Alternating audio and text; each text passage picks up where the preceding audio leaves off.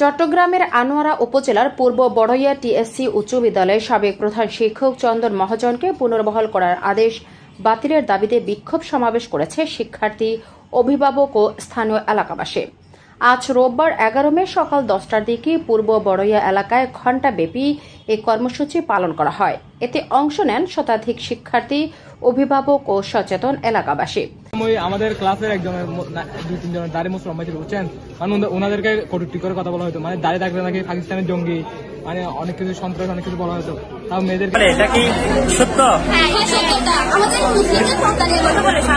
হল থেকে কতগুলো ছেলেকে হল থেকে বের করে মাঠে দৌড়াতে দিছে, মাঠে দৌড়াতে দিছে, লাথি মারছে, তারপর ওখানে অফিসে নিয়ে বিক্ষোভকারীরা বিদ্যালয় প্রাঙ্গণ থেকে একটি মিছিল বের করে বিভিন্ন সড়ক ঘুরে পুনরায় বিদ্যালয়ের চত্বরে এসে শেষ করেন।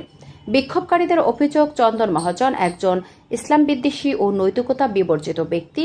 তার বিরুদ্ধে শিক্ষার্থীদের দাড়ি, টুপি, হিজাব, বোরকা নিয়ে কটূক্তি, অতিরিক্ত ফি আদায়, বিশেষ ক্লাসের নামে টাকা গ্রহণ, বিদ্যালয়ের অর্থ আত্মসাৎ এবং অবৈধ অ্যাডহক কমিটি গঠন সহ নানা অনিয়মের অভিযোগ রয়েছে। একটা স্লিপ দিতে 1840 টাকা, 500 টাকা দিছি, আবার 40 টাকা হবে, তারপর আবার লেখাপড়া পাতে আবার 40 টাকা বাইরে ফাটা দিই। ওনার কোনো যোগ্যতা নাই বললে চলে। উনি হচ্ছে কি করেন, মানে স্কুলের মধ্যে মোবাইল থেকে দেখে ক্লাস করান, তারপর হচ্ছে বইয়ের থেকে অনুশীলনী করান। আমার থেকে লাগতেছে উনি মানে কথার উপর ফেস নিয়েছেন। উনি স্টুডেন্টদেরকে শুধু মানে সবসময় কথা দিয়ে হেনস্থা করেন, মানে আমরা কিছু বলতে চাইলে আমাদের। এইসব অভিযোগ স্বীকার করে তিনি গত 8 জানুয়ারি আনোয়ারা উপজেলা নির্বাহী কর্মকর্তার কাছে স্বেচ্ছায় পদত্যাগপত্র জমা দেন।